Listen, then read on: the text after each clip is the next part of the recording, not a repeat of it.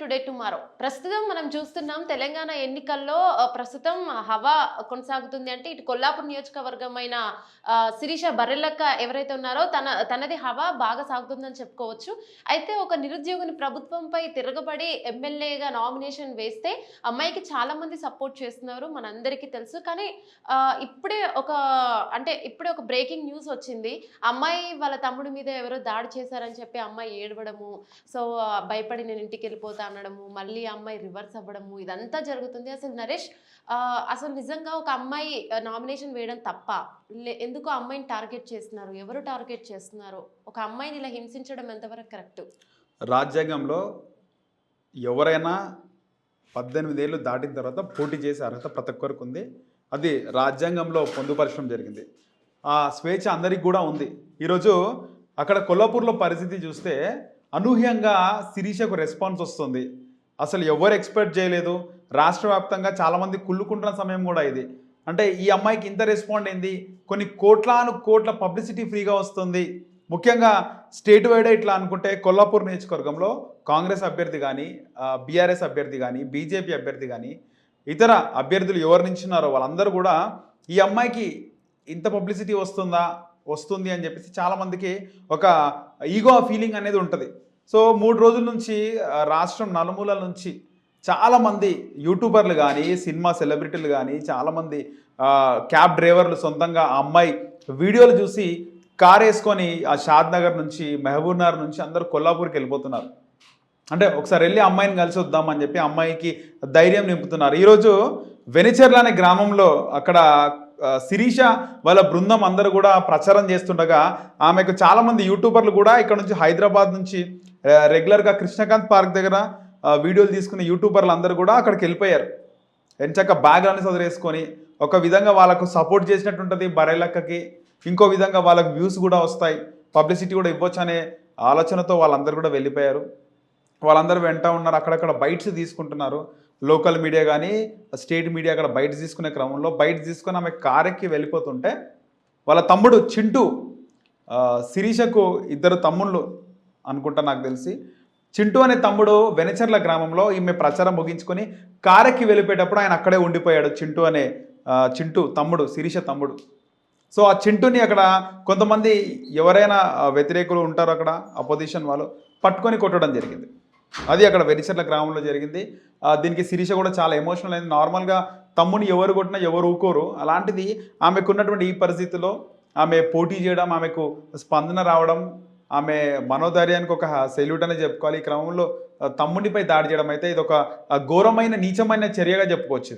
Right. ఇది ఎవరి పని అయి ఉంటుంది నరేష్? అంటే మనం ఏ పార్టీ వాళ్ళ పని అనుకోవచ్చు, లేదంటే ఊళ్ళో ఉన్న వాళ్ళు ఎవరైనా గిట్టని వాళ్ళు చేస్తారా, లేదంటే పార్టీ వాళ్ళు చేస్తున్నారా అనుకోవచ్చా?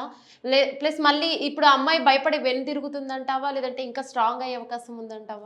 వెనుదిరిగే పరిస్థితి అయితే లేదు. ఆమె గుండె ధైర్యం బాగా ఎక్కువనే మనకు కనబడుతుంది. ఆమె వీడియోలు చూస్తున్నాము. ఈరోజు తమ్ముడు కొట్టిన తర్వాత కూడా ఆమె ప్రశ్నిస్తుంది. మేము ఒక మంచి చేయాలనే ఉద్దేశంతో సమాజంలో వచ్చాము, మాకెందుకు ఇలా చేస్తున్నారు, ఎదుర్కొంటే నేరుగా ఎన్నికల్లో ఎదుర్కోవాలి, కానీ ఇలా భౌతిక దాడులకు దిగితే ఇది పద్ధతి కాదని చెప్పేసి ఆమె హెచ్చరిస్తుంది. ఆమె ఏడ్చినప్పటికీ ఆమె టోను బాగా గట్టిగానే మాట్లాడుతుంది. దానికి తోడుగా ఆమెకు చాలామంది సపోర్ట్ కూడా ఉన్నారు. సో వెనుదిరిగే పరిస్థితి అయితే లేదు. ఇది ఇంకా శిరీషకు మైలేజ్ వచ్చే కార్యక్రమం అని చెప్పుకోవాలి. రైట్. అంటే దీంతో మన సింపతి పెరుగుతుందని చెప్పుకోవచ్చు. సింపతి తప్పకుండా వస్తుంది. కానీ అంటే ఇక్కడ ఏంటంటే ఇప్పుడు వాళ్ళ తమ్ముడి మీద దాడి చేశారు, రేపు శిరీష మీద కూడా దాడి చేయొచ్చు, వాళ్ళ అమ్మ మీద కూడా దాడి చేయొచ్చు. సో తనకి ఎవరైనా కొద్దిగా సేఫ్టీని కలిగిస్తే బెటర్ కదా. అంటే తను సేఫ్టీ ప్రికాషన్స్ తీసుకోవడం బెటర్ కదా, వాళ్ళ ఫ్యామిలీకి కలిగించడం బెటర్ అని నా ఉద్దేశం. ఇక్కడ దాడి జరిగిన తర్వాత పోలీసులు కేసు నమోదు చేస్తారు. అది కాకుండా అక్కడ ఈసీ కూడా చర్య తీసుకుంటుంది. ఒక అభ్యర్థి స్వతంత్ర అభ్యర్థి అయినప్పటికీ ఆమె ప్రచారం చేస్తున్నప్పుడు అక్కడ వెళ్ళేసి వాళ్ళపైన, సొంత కుటుంబ సభ్యులపైన దాడి చేయడం, ఆ దాడి చేసిన వ్యక్తులు ఎవరనేది తెలిస్తే మాత్రం వాళ్ళపైన కఠిన చర్యలు ఉంటాయి. ఇది ఇంకా ఎవరు చేయించారనే విషయం కూడా త్వరలో బయటపడుతుంది. కంపల్సరీగా వాళ్ళకు కూడా ఎఫెక్ట్ ఉంటుంది. రైట్. అయితే అవతలి వాళ్ళలో భయం స్టార్ట్ అయిపోయింది. ఎందుకంటే శిరీష గెలుస్తుందేమో అని ప్రజెంట్ సిట్టింగ్ సీట్లో ఉన్న ఎమ్మెల్యే కావచ్చు, కాంగ్రెస్ పార్టీ నుంచి కావచ్చు, బీజేపీ నుంచి కావచ్చు, ఈ నేతలందరిలో నాకు తెలిసి భయం స్టార్ట్ అయింది. అంటే ఏదో ఒక పార్టీకి సంబంధించిన వాళ్ళు ఇలా చేశారంటావా? కంపల్సరీగా ఉంటుంది. ఏదో ఒక పార్టీ వాళ్ళు ఉంటారు. లేకపోతే సొంతంగా ఆ ఊర్లో ఈ అమ్మాయి మధ్య తరగతి కూడా కాదు. ఒక బీద గరీబు సిచ్యువేషన్ ఉన్నటువంటి అమ్మాయి సొంత ఇల్లు కూడా సరిగా లేదు. ఏదో షెడ్ వేసుకొని దాంట్లో టీ కొట్టు అలాంటిది పెట్టుకొని దాంట్లోనే వాళ్ళ జీవనం వాళ్ళు ఉండడము. అదే ఒక టీ స్టాల్ లాగా పెట్టుకొని వాళ్ళు బతుకుతున్నారు. అలాంటి అమ్మాయికి ఇంత హైప్ రావడం ఏందనేది ఆ లోకల్‌గా ఉన్న డబ్బులున్నవాళ్ళు, పొలాలున్నవాళ్ళు, బాగా ఇల్లులున్నవాళ్ళు, బాగా సంపాదించిన వాళ్ళందరూ కూడా కుల్లు అనేది ఉంటది. సో, వాళ్ళందరూ గూడా వాళ్ళ దాంట్లో ఎవరో ఒకళ్ళు చేసుండొచ్చు. ఏదైనా రాజకీయ పార్టీ వాళ్ళు గూడా ఉండొచ్చు.